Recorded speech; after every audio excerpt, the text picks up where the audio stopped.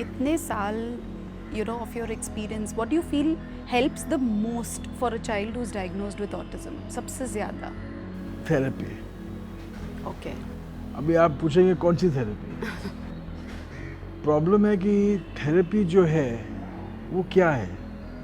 बहुत सारे नाम जाते हैं, occupational, behaviour, ABA, VBA, SI, यानी कि ये जो थेरेपीज़ है वो अलग अलग कॉन्सेप्ट्स पे है डेफिनेटली, लेकिन मोस्ट इम्पोर्टेंट क्या करता है? इंटरैक्शन बढ़ाता है। Okay. और प्राइमरीली ऑटिज्म के बच्चे, उनको एक व्हेन द लैंग्वेज, जो हमारे कनेक्शंस ब्रेन में, हमारे सोशल कनेक्शंस और लैंग्वेज कनेक्शंस वो बढ़ते हैं, is between 6 months to 2-3 years। Okay. उसका मतलब क्या? फॉर एग्जांपल, हम पहले समझने कभी लगते हैं, हमारा नाम कभी समझते हैं 6 महीने पे, 1 साल पे थोड़ा समझते ये मम्मी है, ये डैडी है, ये पंखा है, लाइट है, तो वो सब समझ पहले आनी चाहिए और बाद में हम बात करते हैं, वर्ड्स का इस्तेमाल करते हैं जब भी हमें पता है कि वर्ड्स का मीनिंग क्या है। हाँ जी। और सोशल जो है, पहले 6 महीने तो पता भी नहीं चलता है कि ये स्ट्रेंजर है कि ये माँ मेरी है, लेकिन 7-8 महीने के बाद पता चलता है ये तो कोई नया चक्कर है, उसको रोने लगते हैं बच्चे। और बाद में 1-2 साल में बच्चे सेपरेट नहीं होते हैं मम्मी से, इतना बॉन्ड होता है, सिवियर सिवियर नहीं, अच्छा अट्रैक्शन होता है। हाँ जी, स्ट्रॉन्ग तो कनेक्शन। ये सो जो होता है वो पहले तो ये कैसा होता है? अपने आप थोड़ी डेवलप होता है, लेकिन it happens because of interaction, love वगैरह सब मिलते हैं आपको। ऑटिज्म के बच्चे थोड़े डिफरेंट हैं, तो ये नेटवर्क ऑटोमेटिकली फॉर्म नहीं होते। तो मम्मी और डैडी जितना भी लव दे, अटैचमेंट दे, it doesn't form as easily as in a normal child. तो वो कनेक्शंस को बढ़ाने के लिए ये थोड़ा ज़्यादा करना पड़ता है, ज़्यादा इंटरैक्शन करना पड़ता है। Okay. फिर ये सब थेरेपीज़ में सेंसरी इंटीग्रेशन, तो उसमें क्या होता है कि ऑटिज्म के बच्चे बहुत ही एंग्शियस, टेंशन होता है, और कोई टेक्सचर्स या कोई आवाज़ या कोई उससे बहुत तकलीफ होती है, तो वो कम करने के लिए ये सेंसरी इंटीग्रेशन।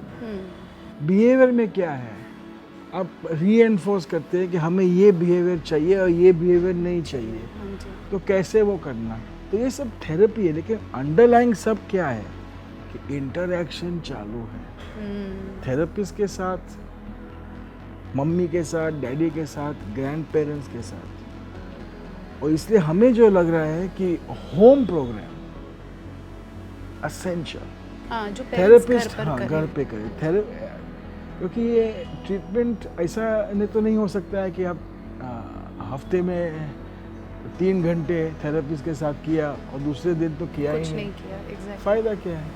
और कोई भी थेरेपिस्ट आपको पूरे दिन तो बैठ के नहीं कर सकती है, तो आप थेरेपिस्ट बनना चाहिए, आपको थेरेपी सीखना चाहिए, आपको थोड़ा अपने आप को एडुकेट करना चाहिए, और वो थेरेपी जो है वो सीख के थेरेपिस्ट से, और इसलिए बहुत इम्पोर्टेंट है कि थेरेपिस्ट सिखाए। हाँ, वही अंदर बुलाए और सिखाए। अंदर बुलाए और सिखाए नहीं तो प्रॉब्लम है। हाँ जी। तो ये सब सिखाने के बाद घर पे आप करो।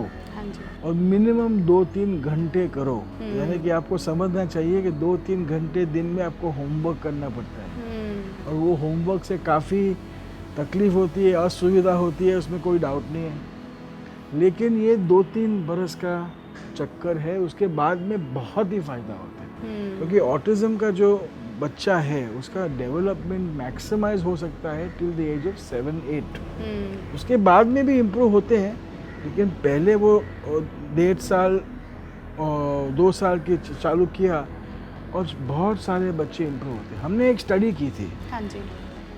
वो हमने long term follow up of 80 children approximately publish भी हुई है। हाँ जी। हमने देखा कि एवरेज फॉलो अप 12 साल का था। जो मैंने डायग्नोज किया था ऑटिज्म बहुत सालों पहले, उसको क्या हुआ है 20 साल के बाद, 80% में इम्प्रूवमेंट, यानी कि वर्बल हो जाता है, यानी भाषा आ जाती है। वाओ, 80%। वाओ। और उसमें कोई बच्चे तो बहुत ही इम्प्रूव होते हैं, difficult to say whether they are 40% have very communicative, very good speech. Wow. और दो चीज़ इसमें देखें, जिसको नींद बराबर आए वो बहुत इम्पोर्टेंट है, और दूसरा है होम थेरेपी, कि घर पर फॉलो अप हो रहा है. और third is maternal education about the condition. Understood. Lovely. So mummy जो है, डैडी जो है, वो बीमारी को, वो ये फर्स्ट थिंग करना चाहिए कि you have to know about the disorder, because you are going to be part of the treatment. Yes, yes. Wonderful. I think this tip was really helpful. And this study where the kids did so well after so many years, it really makes people feel hopeful. Correct. Very nice. We have Dr. Udani with us.